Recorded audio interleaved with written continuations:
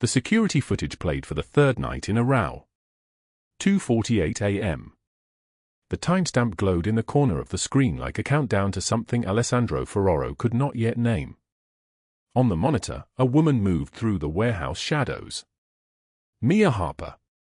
28 years old, wearing clothes that hung from her frame like they belonged to someone else, her dark hair pulled back so tight it looked painful. She slipped through the side door with a canvas bag clutched against her ribs, checking over her shoulder, moving like she had memorized exactly where the security cameras went blind. 19 nights. 19 times she had done this.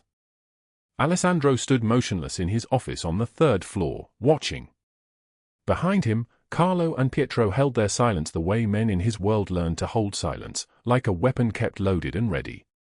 The office smelled like expensive whiskey and the kind of leather that costs more than most people's cars. Floor-to-ceiling windows overlooked the warehouse floor below, where $3.2 million in product sat waiting for distribution. Outside, Los Angeles sprawled beneath a November sky that felt like a blade wrapped in ice. On the screen, Mia checked her phone. 2:51 a.m. She did not smile. Her face had the hollowed-out quality of someone who stopped smiling months ago and forgot how to start again. She disappeared into the parking structure, and the camera switched to the lot feed. There. She walked toward an old Honda Civic held together by rust and desperation, the kind of car that did not belong anywhere near a man like Alessandro Ferraro. She leaves for exactly 1 hour, Carlo said. His voice was gravelly, scarred from an old knife wound to the throat. Returns at 3:51. Never deviates. 1 hour, Pietro echoed. He was younger, maybe 35, with the kind of face that looked hard even when he slept. Same pattern. 19 nights. Alessandro did not respond. His hand rested on the Glock positioned on his desk beside a glass of Macallan 25 that had gone warm and forgotten. His jaw was set so tight the muscles flexed like machinery. He was 42 years old and had built his empire by recognizing threats before they metastasized. His own brother had taught him that lesson 5 years ago when Marco sold their family distribution routes to the Calabrese family for $200,000 and a promise of protection. Alessandro had faced a choice that night, mercy or survival. He chose survival. Marco chose a coffin. Now this woman, this widow he had sheltered 3 weeks ago, this mother he had allowed into his compound, was doing exactly what Marco did. Sneaking. Lying. Carrying things in the darkness. In Alessandro's experience, people who moved through shadows at 3 a.m. were either stealing from you or selling you out. There was no third option. There was never a third option. What is in the bag? He asked. Unknown, Carlo said. She brings it back empty every time. Where does she go? We lose her after the freeway exit, Pietro said quietly. She is careful. Professional. Professional. That word sat in Alessandro's chest like something sharp. A professional spy did not move with her kind of fear. A professional did not clutch a canvas bag like it contained her entire life. But professionals learned fear when the cost of discovery became high enough. And Alessandro would make sure the cost was absolute. He picked up the glass of whiskey and drank it in one swallow. It burned going down, the kind of burn that was supposed to feel like strength but mostly just felt like poison. Outside, the city lights stretched across the horizon in a constellation of yellow and white, each one representing millions of lives that meant nothing to him. Lives like Mia's. Lives that flickered and disappeared and nobody noticed. But what Alessandro did not know, standing in his climate-controlled office with $8 million in inventory below him and 2 of the most loyal men in Los Angeles flanking his desk, was that Mia Harper was not his enemy. What she was hiding would destroy someone else entirely. The thing about 3 a.m. in Los Angeles is how quiet the streets become. Not peaceful. Quiet. Like the city is holding its breath before something terrible happens. Mia drove the Honda with both hands gripped on the steering wheel, knuckles white, eyes fixed on the road ahead. The engine made a sound like it was slowly dying, a rhythmic grinding that had started 3 weeks ago and had never stopped. Everything about this car was breaking. Everything about her life was breaking. But she was still driving. Still moving forward. The bag on the passenger seat contained 3 folders and a flash drive. Inside those folders were photographs, receipts, timesheets documenting wage theft, medical reports, a handwritten statement dated 17 days ago that she had written in the bathroom of the Meridian Hotel while her supervisor Robert Hargrove paced in the hallway outside, furious about something she could not remember because everything he said sounded like the same threat repeated in different words. 19 nights. 19 visits to the FBI satellite office on 6th Street where Special Agent Williams waited in the same grey conference room with the same lukewarm coffee and the same gentle questions. What else can you tell us? What else did you see? What else did he say? Robert Hargrove had worked at the Meridian Hotel for 6 years. Catherine Mercer owned the hotel. Together, they had created a machine that took vulnerable women and ground them down into nothing. Stolen wages. Mandatory overtime without payment. Sexual harassment documented but never reported because who would believe a delivery girl, a maid, a woman with nothing? Mia had worked there for 2 years. She had watched them destroy Jennifer, a mother of 2 who disappeared one day with a black eye that she claimed came from walking into a door. She had watched them terrify the housekeeping staff into silence.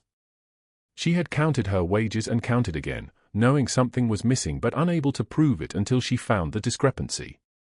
$15,000. 2 years of work. $15,000 missing from her account. That was when she decided to start collecting evidence. That was when she had decided to stop being invisible. The FBI office was dark except for a single light in the back. Mia parked in the alley and waited, the way she had waited 19 times before. Her hands trembled on the steering wheel. They always trembled now. She wondered sometimes if they would ever stop. At 3:08 a.m., the back door opened. Special Agent Williams was a thin man in his 50s with the kind of face that had seen too much. He took the bag wordlessly and handed her an envelope containing $600. Her payment for 3 weeks of risk. Her payment for betraying the man who had sheltered her. The thought twisted inside her chest like a blade. But Alessandro did not shelter her out of goodness. She knew that. She had seen the way he looked at people, the way his men moved around him like planets orbiting a sun. She had seen the warehouse, the meetings that happened behind closed doors, the careful language used around her so she would not understand too much. He was dangerous. He was a criminal. He was probably responsible for things she did not want to know about. But he had also given her a place to sleep when she had nowhere else to go. He had not asked her questions. He had not demanded anything. He had simply arranged for his housekeeper to prepare a room and told her to rest. And now she was betraying him for $600 and the promise of protection. "This is the final batch," Williams said. His voice was soft, the voice of someone delivering either very good news or very bad news. "We have enough now. Hargrove goes down. The hotel gets seized. Mercer will be arrested by Friday." Mia nodded. She could not speak. Her throat had tightened into a knot. "You did good work," Williams said. "What you did will save lives. Hargrove is violent. We have reports of 3 additional women beyond the wage theft. 1 required emergency surgery." The folder on his lap contained photographs of women she knew. Women whose names she had memorized. Women whose fear she recognized because it lived in her own body the same way her heartbeat did. "Will I have to testify?" she asked. "We will do everything we can to avoid that. The physical evidence is comprehensive. Video surveillance we obtained with a warrant. Bank records. Witness statements from 2 other former employees who have agreed to cooperate. Your documentation is the capstone. You are a good person, Mia Harper. Never doubt that. A good person."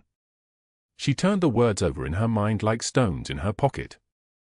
A good person would not sneak out of the home of a man who saved her life. A good person would not carry evidence against a man who had shown her mercy when nobody else did. But a good person would also stop a predator. A good person would protect the vulnerable. A good person would choose the many over the one. She had made her choice 19 nights ago. At 3:22 a.m., Mia Harper drove back toward the compound where Alessandro Ferraro waited, watching footage of her betrayal on a screen, his hand resting on a gun, his mind running through the mathematics of elimination. She did not know that he was planning her execution. She did not know that the mercy he had shown her was about to end. What changed everything was what happened next. Mia had taken the street route that avoided the highway, the back roads through downtown Los Angeles where poverty lived in visible architecture. Boarded windows. Burnt-out cars. Buildings that looked like they had forgotten the sun. She was 3 blocks away from the compound, thinking about her daughter, thinking about the money she had saved, thinking about the life she might build once this was over. That was when the headlights appeared behind her. 2 sets. Then 3. The vehicles closed the distance with the precision of something choreographed. Mia's hands gripped the steering wheel tighter. Her breath came in short, rapid bursts. She did not know these vehicles. But she knew what vehicles that moved like this meant. She accelerated. The Honda responded with the kind of pathetic surge that was all it could muster, the engine screaming. The vehicles behind her accelerated faster. Their tires ate the street. She could see faces now, men in dark suits, men with a specific kind of expression that meant they had come to hurt her. She turned left into an alley. The Honda scraped concrete on both sides, metal shrieking. She turned right onto a side street. She was crying now, tears streaming down her face, her vision blurring. She did not know why they were coming. She did not know if Williams had sold her out or if something else had gone wrong or if this was simply the price for trying to escape her circumstances. The alley opened onto 14th Street. Mia punched the accelerator. The Honda limped forward like a wounded animal trying to run from a predator. Behind her, at least 4 vehicles were giving chase now, their engines roaring, their intent absolute. She was 2 miles from the compound. She was 1 mile from the compound. She was half a mile from safety. She did not know what she would tell Alessandro Ferraro when she arrived, bleeding and terrified, with men in pursuit and fear branded into her eyes like a tattoo. She did not know that this moment, this single moment of desperate flight through empty streets at 3:33 in the morning, would change everything that came after. Before we continue, drop a like if this story is pulling you in. Share it with someone who needs to feel this kind of intensity and subscribe so you do not miss what happens next. Now let us rewind. Let us go back to the night 3 weeks earlier, to the winter evening when Alessandro Ferraro first laid eyes on Mia Harper bleeding in the street, when he did not yet know that she would become the key to dismantling his enemies or that his greatest threat would come not from outside his empire but from the woman he had chosen to protect. 3 weeks before the night that would burn everything down, before the chase through empty Los Angeles streets, before Mia Harper understood what it meant to be worth saving, the universe arranged itself into a single perfect moment of collision. The winter evening was clear and cold. 34 degrees. Stars hung above Los Angeles like diamonds sewn into black velvet, sharp and pitiless and indifferent to the lives unfolding below them. Frost crystallized on car windshields. Breath hung visible in the air like small ghosts that refused to disappear. Alessandro Ferraro sat in the back of his black SUV, the leather seats worth more than Mia's annual salary, reviewing shipping manifests on a tablet that caught the streetlight and threw it back golden. Beside him, his daughter Ava sat with her legs swinging, too short to reach the floor, playing with a stuffed rabbit that was nearly as large as she was. The rabbit was white. Ava was 6 years old with dark curls like her mother's and eyes the color of wet earth. She sang to the rabbit in a voice so small and pure that it seemed to come from another world entirely. "Rabbit is sad," she said to no one in particular. "Rabbit misses his family." Alessandro did not look up from the manifests, but his jaw tightened. His daughter understood sadness in a way 6-year-olds should not have to understand it. Her mother had been gone for 2 years now. 2. The light turned green. His driver, a thick man named Russo with hands the size of dinner plates, accelerated smoothly into the intersection. The SUV hummed forward like a perfectly programmed machine, every movement controlled, every second calculated. Ava pressed her face against the window. "The rabbit is looking for his mommy," she whispered. What happened next occurred in less than 3 seconds, but time bent around it. It stretched. It became elastic. Ava's door flew open. The child lock had malfunctioned, a mechanical failure that should have been impossible in a vehicle maintained by 3 people whose sole job was to keep the Ferraro family alive. The door swung wide. Ava tumbled forward like a drop doll, her small body pitching toward the asphalt, toward the intersection, toward the delivery truck that was barreling through the crosswalk with its engine roaring and its horn preparing to scream. Alessandro's heart stopped.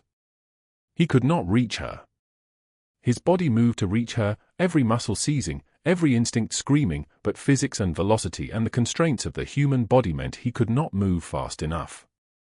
He would never move fast enough. But someone else could. A young woman in a stained Meridian Hotel uniform materialized on the sidewalk as if she had been waiting there in the shadows for this exact moment. She was small, maybe 5'4", with chestnut hair pulled back in a ponytail so tight it pulled at her temples. She was moving before conscious thought could even form. She sprinted from the curb, her shoes slapping concrete, her breath catching in her throat, and she reached down and grabbed Ava by the waist and yanked her backward with a force born from something beyond strength. Something primal. Something that recognized a child in danger and answered the call without hesitation. The delivery truck screamed past. Its mirror missed Ava's head by inches. The wind of its passage tore the stuffed rabbit from Ava's grip and sent it tumbling into the gutter. Everything stopped. Alessandro erupted from the SUV. He moved the way he always moved, with absolute authority, with the kind of presence that made other people's eyes track him involuntarily. But now his composure had cracked. His face was pale. His hands were shaking. He crossed the sidewalk and he found the woman kneeling, checking Ava's arms and legs, her own hands trembling so badly it looked like she was vibrating. She's okay, the woman said. Her voice cracked on the second okay. Just scared. She's not hurt. I can see she's not hurt. She was talking to herself as much as to him. Her eyes were the color of honey and they were wide with adrenaline and terror at what could have happened. What almost happened? What still lived in those 3 seconds like a ghost that would never fully disappear? Ava stood on shaking legs and wrapped her arms around the woman's neck. "Rabbit," she said. Rabbit fell. The woman stood, lifting Ava onto her hip, and looked at Alessandro for the first time. She saw him fully, saw the cashmere coat that cost $3,000, the gold watch that cost $8,000 more, the scar that ran from the outer corner of his left eye to his cheekbone like a blade had carved a path there and never quite finished the job. She saw the men in black suits stepping out of the second and third SUVs in the convoy.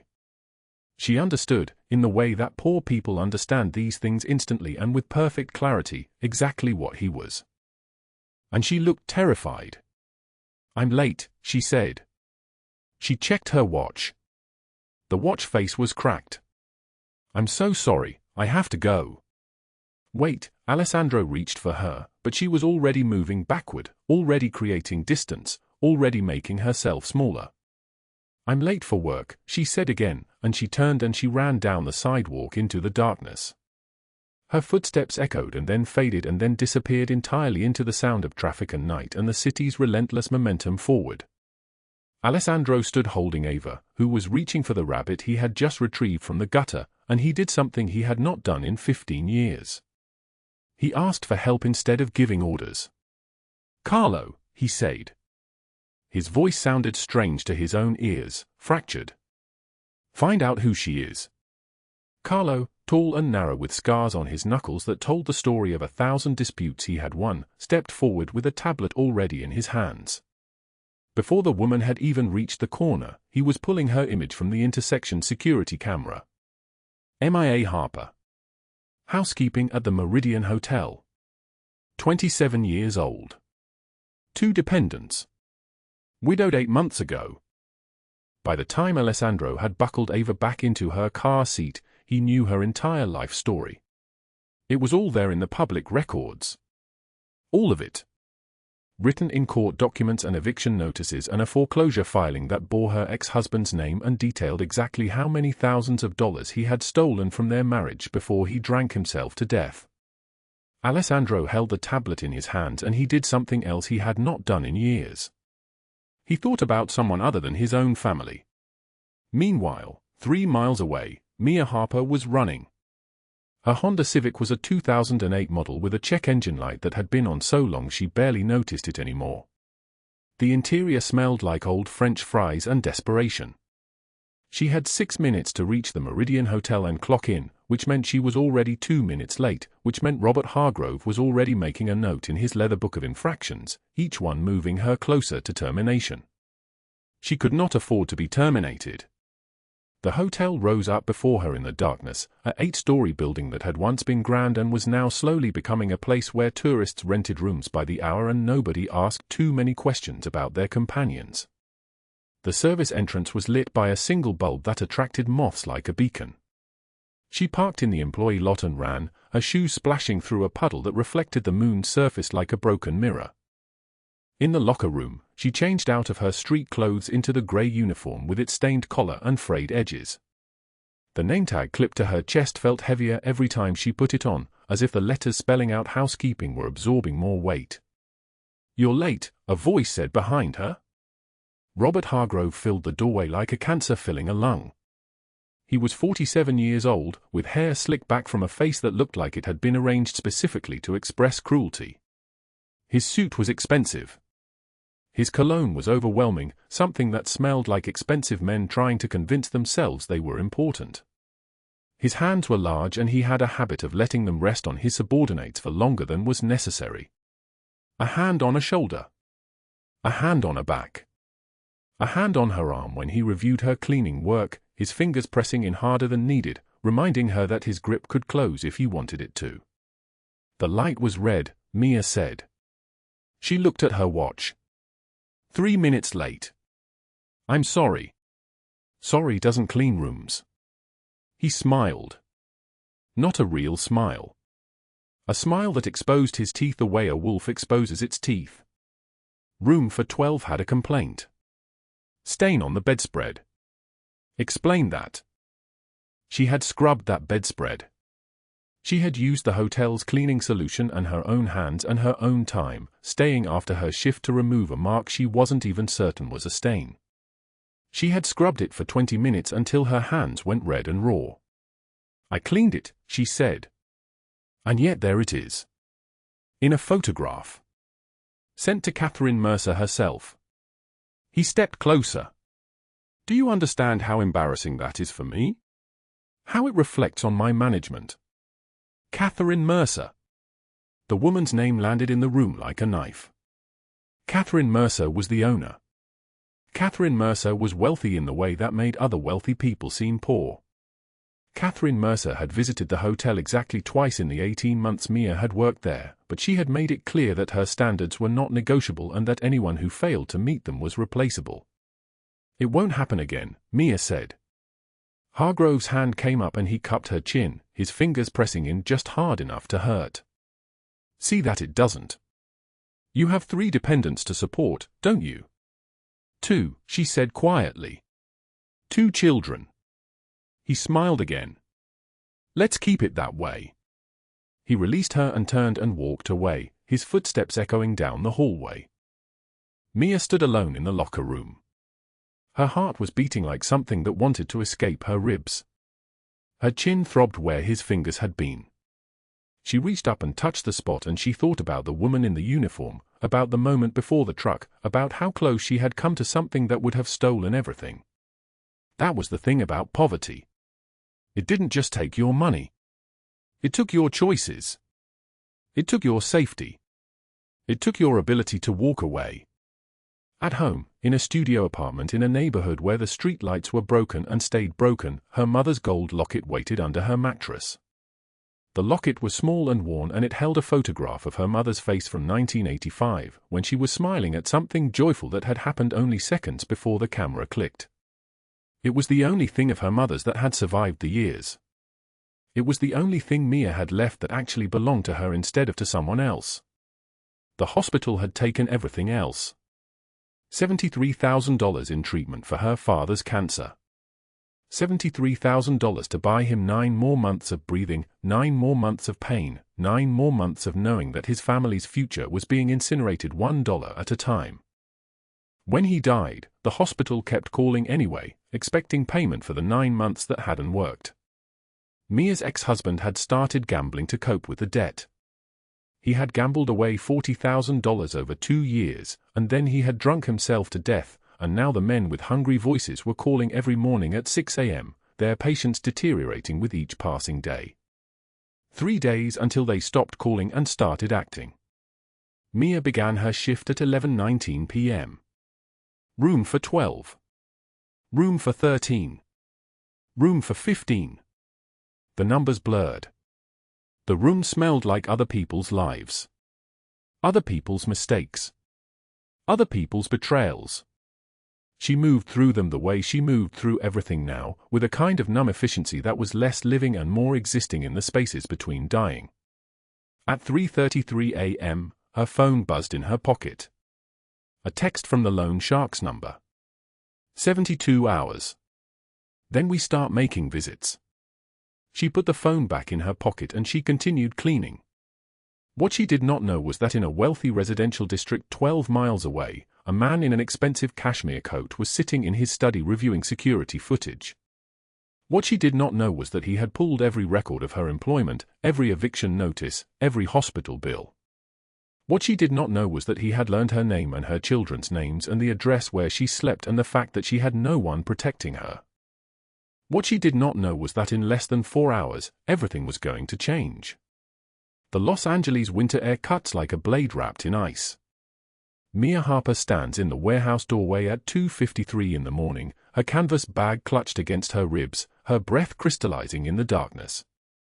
Behind her, through the glass partition, she can see Alessandro Ferraro's silhouette in his office, tall, broad-shouldered, dressed in a charcoal suit that costs more than everything she owns, watching security footage on 3 screens.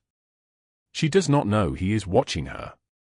She does not know that in the next 73 minutes, his paranoia will calcify into absolute certainty that she is a federal informant. She does not know that the man who saved her life is about to decide whether she lives or dies. She steps into the night. The canvas bag carries something fragile, something dangerous, something that could dismantle everything he has built. 2 weeks earlier, Mia's story had been written in bruises and blood. The parking garage. Hargrove's hands around her throat. The taste of copper. The concrete pillar against her skull. Then Alessandro, kneeling beside her like a man soothing a wounded animal, his voice deep and solid like an oath, "You are safe now." Those 4 words had unlocked something in her that had been locked so long she had forgotten the key existed. Safe. She had not been safe since her husband died. She had not been safe since the first loan shark called at 6 a.m. In the guest room of Alessandro's warehouse, surrounded by soft cotton sheets that smelled like expensive detergent, Mia had allowed herself to believe in safe for exactly 3 days before the weight of her children's futures crushed the belief flat again. "Mama, why can't we go home?" Lucas had asked, his 7-year-old face creased with confusion when she picked him up from Alessandro's sister's house, where the children stayed during the day.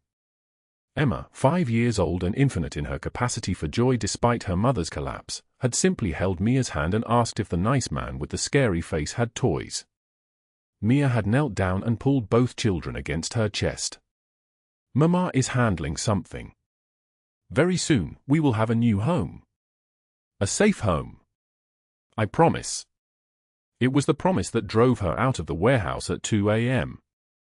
She had discovered the whistleblower hotline by accident, typing hotel wage theft report into the warehouse library's ancient desktop computer while Alessandro was in meetings. The FBI website had been clinical, professional, offering a path that did not require her to testify in person immediately. She could submit evidence. She could remain anonymous until the investigation was solid. And when it was solid, when Hargrove and Catherine Mercer were cuffed, there would be a reward. $75,000. Not enough to clear her entire debt, but enough to keep her children in one place. Enough to stop the trembling in her hands every time her phone rang. The first meeting had been at a 24-hour diner on Sunset Boulevard. The FBI agent, a woman named Cassidy Hayes with kind eyes and a wedding ring, had sat across from Mia in a corner booth and listened while Mia described every wage theft, every harassment incident, every time Catherine Mercer had smiled while crushing someone's dignity into dust. "You are brave," Agent Hayes had said, and Mia had almost believed her. The second meeting. The third. 19 meetings over 2 weeks, each one a small theft of time from the warehouse, each one a thread in a web of deception that was wrapping tighter around her, around Alessandro, around everything. Tonight, she carried copies of hotel payroll records in the canvas bag. Proof that Hargrove had been skimming the tip pool, distributing only 30% of what guests left, pocketing the rest. Proof that Catherine Mercer, who owned the hotel and moved through Los Angeles' wealthiest social circles like a queen, was running the operation from the top. Proof that went back 7 years. The diner parking lot was empty except for a homeless man sleeping under a newspaper by the dumpsters. Mia slid into the passenger seat of Agent Hayes' silver sedan. The interior smelled like coffee and vanilla air freshener. The engine was already running, heat blasting against the November cold. "You look exhausted," Hayes said, not unkindly. "I am." Mia's voice came out like something fragile. "He's starting to ask questions. Alessandro. He knows I'm leaving at night. I can see it in his eyes. The way his lieutenants watch me now. Carlo especially. How much longer can you get us?" Hayes' pen hovered over her notebook. She never recorded these conversations. She said it was safer that way, but Mia wondered if it was actually less safe. 3 more days. Then I have to run. Hargrove is waiting for the hotel's November financials. Once those are filed, Catherine Mercer is going to realize the discrepancies are too large to hide. She will move money. She will move themselves. Then you lose the trail. Hayes nodded slowly. "If you can give me those financials, we have everything we need to move. Federal warrant. Dawn raid. Arrests made before Hargrove can destroy evidence or skip the country." Mia thought of her children sleeping in a safe bed 12 miles away, protected by men in expensive suits who answered to a man who was starting to see her as a threat. She thought of the promise she had made. A new home. Safety. A future that did not include debt collectors describing her daughter's location. "I will get them," Mia said. She had to. Back in the warehouse, the security footage told a different story entirely. In Alessandro's office, 3 screens displayed high-definition footage from 27 angles. The image of Mia slipping out the door at 2:16 a.m. played on a loop.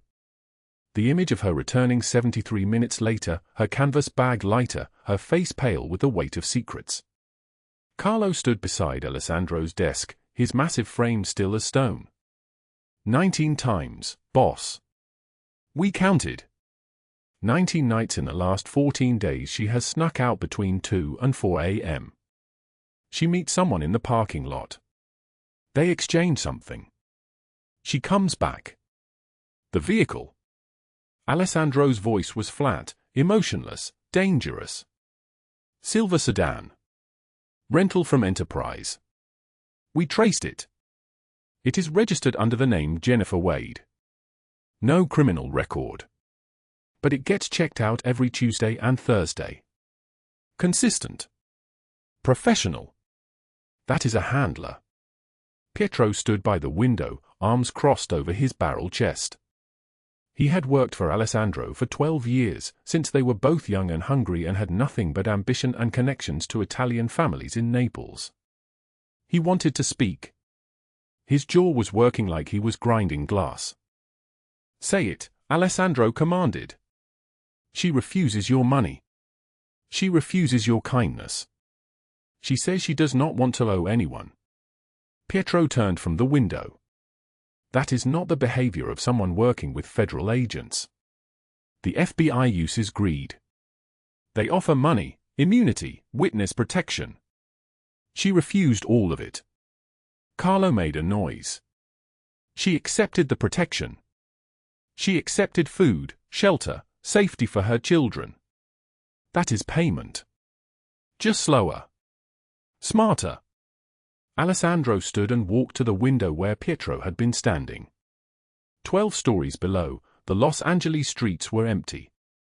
Rain had started to fall, thin and cold, coating the pavement in a slick shine that reflected streetlights like tiny stars dying in the dark. His reflection in the glass showed a man who had aged a decade in the last 2 weeks. The scar running from his left eye to his cheekbone looked deeper in this light, more like a wound that had never quite healed. My brother used to sneak out at night too, Alessandro said quietly. I trusted him. Completely. And while I was sleeping, he was in federal buildings, sitting across from prosecutors, describing every operation, every route, every safe house. Describing me. He paused. The rain struck the glass with a sound like tiny fists. 3 days later, they found him in the river. The people he betrayed did not forgive betrayal. They made an example. Neither Carlo nor Pietro spoke. This woman, Alessandro continued, she did the exact same thing Marco did. Exactly. The secrecy. The meetings. The pattern. And I made the same mistake with her that I made with him. I saw what I wanted to see instead of what was actually happening. So what do we do? Carlo asked. Alessandro was silent for a long moment. Rain continued its assault against the glass. Somewhere in the building, Ava was sleeping. She had drawn a picture for Mia yesterday, a stick-figure woman with red hair and a stick-figure girl holding hands. She had given it to Mia after school and asked if Mia wanted to live with them forever. Mia had knelt down and held Ava against her chest and said maybe, sweetheart, maybe, and even as she said it, Alessandro could see the lie moving across her face like a shadow. We wait, he said finally. We watch. Tomorrow night, she will sneak out again. This time, we follow. We see who she meets. We learn what she is telling them. And then, his voice dropped to something barely above a whisper. And then we decide if she lives or dies. Just like I had to decide with Marco. The rain fell harder. The parking lot below had gone completely still. Mia felt the shift the moment she woke up. The guards at the warehouse entrance had changed position. The coffee that Pietro had made for her at breakfast had an unusual smell, nothing wrong with it, just different. And when she walked past Carlo in the hallway, his eyes did not look away. They followed her with the focus of a hunter tracking wounded prey. She tried not to panic. She had done this before, lived in small spaces with danger breathing down her neck. She had worked for Hargrove for 2 years, watching how he operated, how he gathered evidence of his crimes, cataloguing each violation while pretending to be invisible. She knew how to be careful. At 2:06 a.m., she would sneak out again. This time, she would collect the November financials from the hotel's office. This time would be the last time. Agent Hayes had promised the federal warrant would come through by dawn. This time would be enough. Mia changed into dark clothes and waited for the warehouse to settle into the rhythm of night shift. Ava was sleeping in the room next to hers. Lucas had a nightmare and his sobs came through the walls, quiet and broken, until one of the nannies Alessandro had hired soothed him back to sleep. Her mother's gold locket hung around her neck, hidden beneath her shirt. She had worn it since the day her mother died, 14 years ago, when Mia was just 18 and thought she knew how to survive. The locket contained a photograph, so small and faded it was barely visible, her mother's face, young and fierce and determined, staring directly at the camera as if she could see into the future and wanted to warn her daughter about what was coming. Every time Mia touched the locket, she felt her mother's presence, a kind of permission to be brave. She gathered the canvas bag. She checked the hallway. Empty. The warehouse hummed with the quiet sounds of sleeping, air conditioning, the occasional footstep from a guard doing rounds, the distant sound of rain against the building's exterior walls. She moved toward the exit. She did not see the silhouettes in the darkness. She did not see Alessandro, Carlo, and Pietro standing in the shadow of the north stairwell, watching her pass. She did not see the 4 black SUVs parked outside the warehouse, engines running, headlights off, waiting for the signal that would never come. The glass door slid open. The cold air struck her face. She stepped out into the night where a silver sedan was waiting, where Agent Hayes was waiting, where the beginning of the end was already in motion, and she had no idea that everything was about to shatter. Behind her, Alessandro watched her disappear into the darkness. His hand rested on the cold steel of his weapon. His jaw was clenched so tight he tasted blood.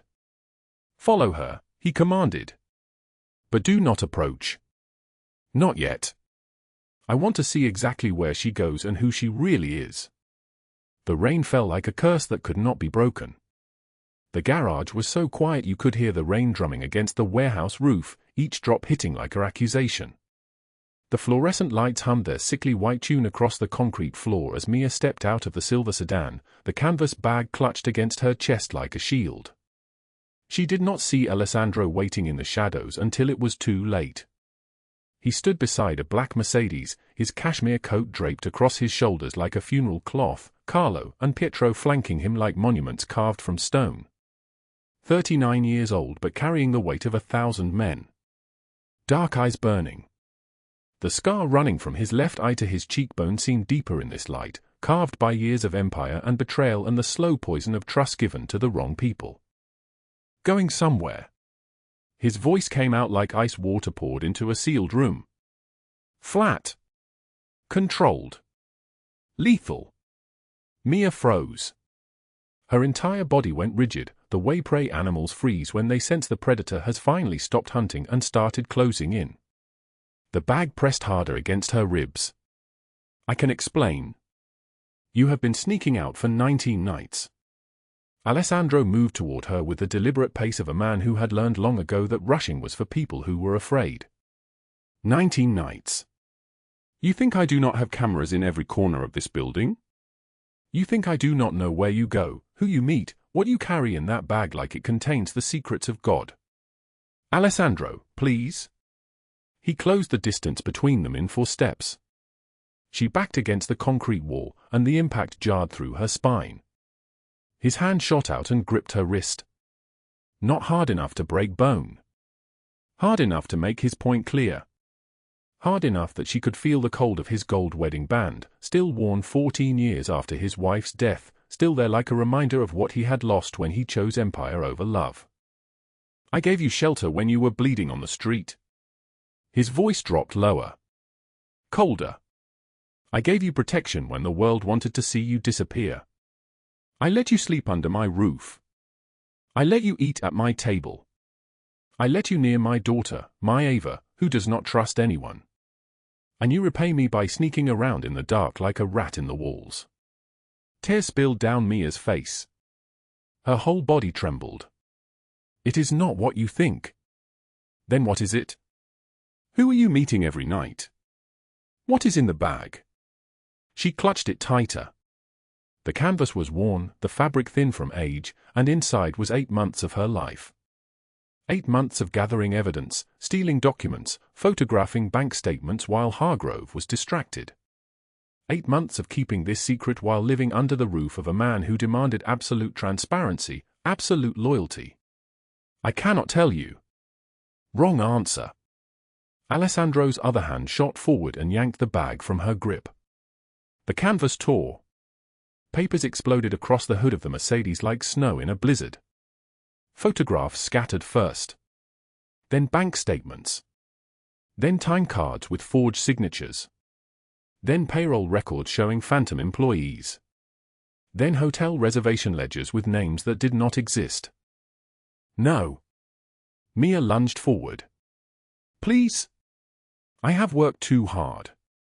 Carlo grabbed her arm gently but firmly, holding her in place while Alessandro studied the papers spreading across his expensive car, documents worth more than everything Mia had owned before this moment.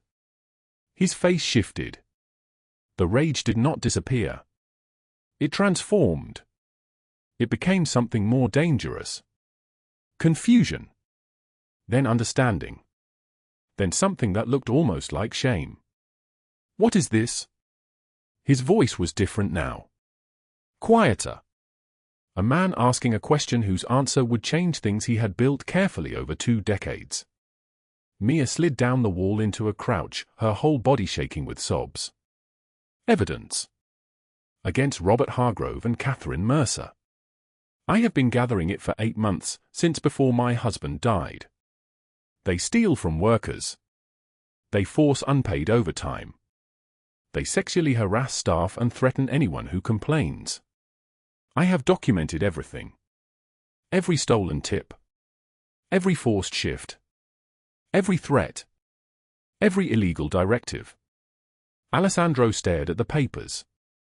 A photograph showed Catherine Mercer at a charity gala, smiling in a dress worth more than Mia's annual salary, while the caption detailed how her hotel workers were forced to work 16-hour shifts without breaks or water.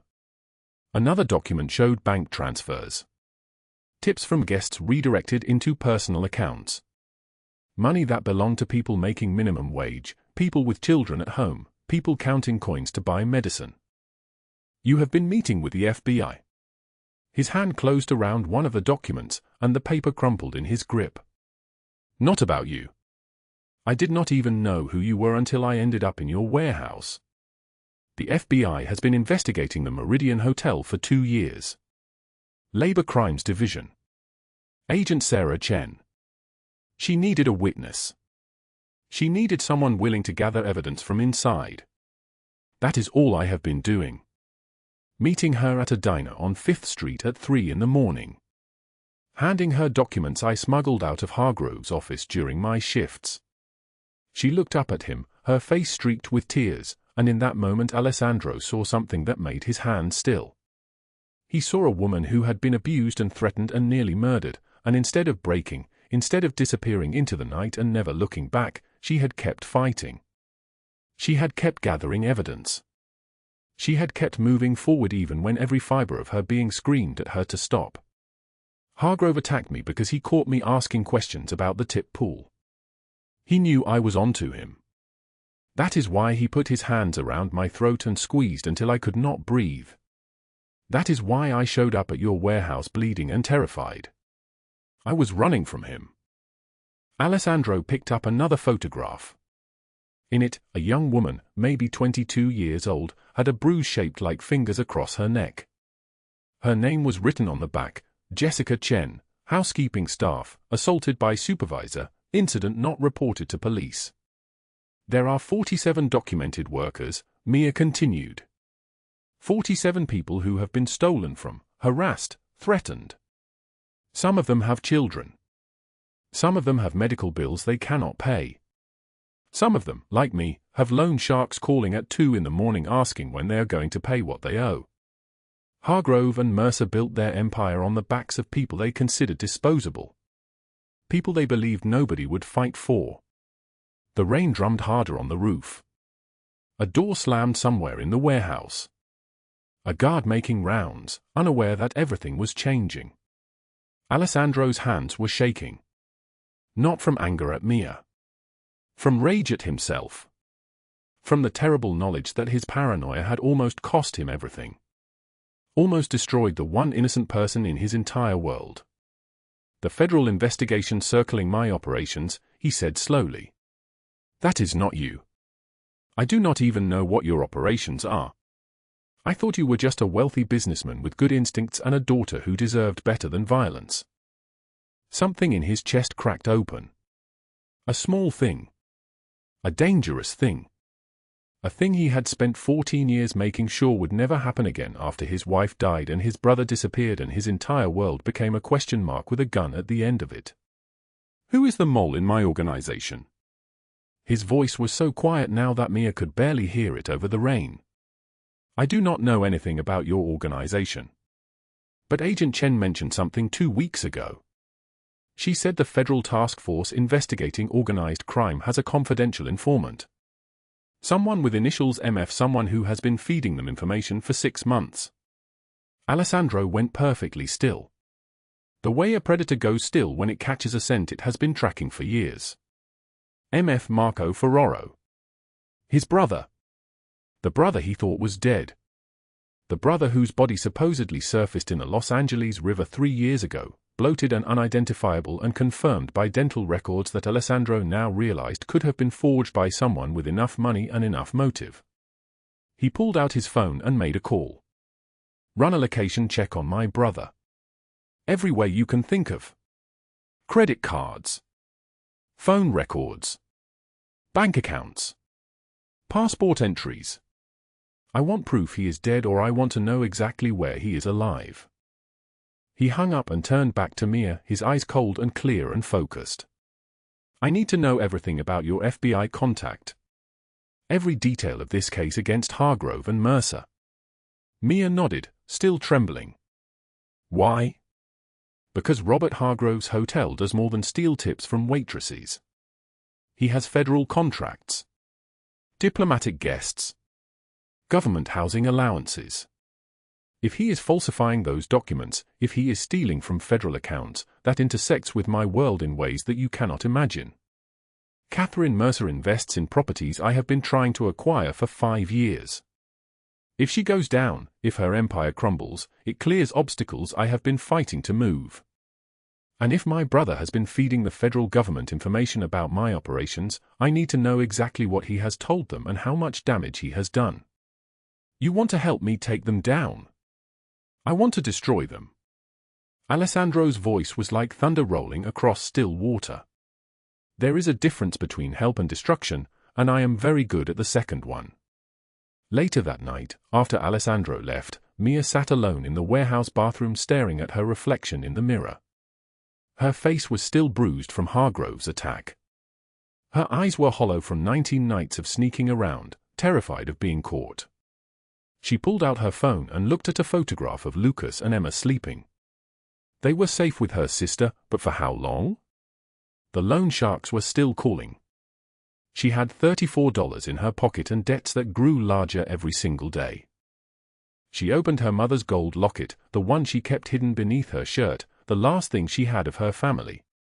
Inside was a photograph so faded it was barely visible, her mother's face, young and fierce and determined, staring directly at the camera as if she could see into the future and wanted to warn her daughter about what was coming. Mia held the locket over the trash can. One drop and it was gone. One drop and she gave up the last piece of her mother. One drop and she traded legacy for survival. Her hand shook. Tears blurred her vision. She was so tired. But then she heard it, Ava's voice from earlier in the day, saying something simple and devastating: you can stay forever if you want. A child's trust. A child's belief that people are good. That people fight for each other. That love is stronger than money or fear or the weight of the world. Mia closed her hand around the locket and pulled it back from the trash. She was not done fighting yet. She would never be done fighting. The dawn raids came exactly 7 days after Mia walked into the federal building downtown. At 5:44 in the morning, 12 FBI agents in tactical gear moved through Robert Hargrove's suburban home like ghosts wrapped in body armor. The battering ram struck the front door. Wood splintered. Glass trembled. The sound of destruction at sunrise. Hargrove stumbled into his hallway in pajamas, his face slack, his hands reaching for something that was not there. Agent Sarah Chen stood in his living room, her badge catching the weak winter light coming through the windows. Robert Hargrove, you are under arrest for federal fraud, wage theft spanning 8 years, and sexual harassment in the workplace. You have the right to remain silent. He collapsed to his knees on the marble tile. I can explain, he whispered, his voice cracking like old leather. I can pay it back. I have a family. I have? So did your victims, Chen said quietly. They dragged him out in handcuffs. Every news camera in Los Angeles was waiting. The morning broadcast caught his face, his shame, his humiliation transmitted into millions of homes before most people had finished their coffee. The crawl at the bottom of the screen read, Federal agents arrest Meridian Hotel owner in wage theft investigation. Meanwhile, 17 miles away in the hills, a different destruction was unfolding. Catherine Mercer stood in her marble entryway when federal agents knocked. She answered the door in a silk robe the color of champagne, her lawyer already on speed dial, her face perfectly composed like a woman who had never encountered a problem money could not solve. The lead agent held up the warrant with the weight of a sword. "Catherine Mercer, you are under arrest for money laundering, federal fraud, conspiracy to commit wage theft, and operating shell companies in violation of federal banking law. Your investment firm's accounts are frozen effective immediately. Your assets are seized pending investigation." Her mouth opened. Nothing came out. "That's my money," she finally whispered. "It was never yours," Chen said. "It belonged to 47 workers whose paychecks you stole. It belonged to families who rationed food because of you. It belonged to people like Mia Harper, who nearly died because she finally said no." They led Catherine Mercer out of her home in handcuffs. The marble steps she had climbed so many times, the ones she had polished to perfection, the ones meant to show the world her superiority, they caught her foot. She stumbled. Her face hit the railings. Blood bloomed across her forehead. The cameras captured every second. Her perfect hair fell into her perfect face. Her silk robe tore at the shoulder. By noon, every news outlet in the country had run the image, the woman of wealth brought low, a woman of power humiliated, a woman who believed herself untouchable finally touched by justice. The conviction came 6 weeks later. Federal court. A judge with 40 years on the bench and a voice like a judge's voice should be is steady, final, absolute. Robert Hargrove, this court sentences you to 40 years in federal prison without the possibility of parole. Hargrove's face went white. 40 years. He would be 72 when he walked out, if his heart lasted that long in a cell that was not his choosing. Catherine Mercer received 35 years. Their assets were liquidated. The money went to a victim restitution fund. The workers who had been robbed received checks. Mia received $7,000. Not much. But enough. Enough to begin. Alessandro Ferraro watched the news coverage from his office at the warehouse. Floor-to-ceiling windows overlooked the industrial district, the morning light hitting the glass. Carlo stood beside him, watching the images of Hargrove being led away in chains, of Catherine Mercer stumbling down her marble steps. "It's done, boss," Carlo said finally. Alessandro did not move for a long moment. Then he nodded. "It is done." But it was not the vengeance he expected to feel. It was something quieter. Something that felt like relief mixed with loss. He had spent so many years teaching himself that trust was weakness. That caring about someone meant giving them a knife to plunge into your back. His brother Marco had taught him that lesson, and the lesson had been written in blood and betrayal. But Mia had written something different across his heart. She had written that some people are worth the risk. That love is not a weakness. That choosing someone despite the cost is not the same as being destroyed by them.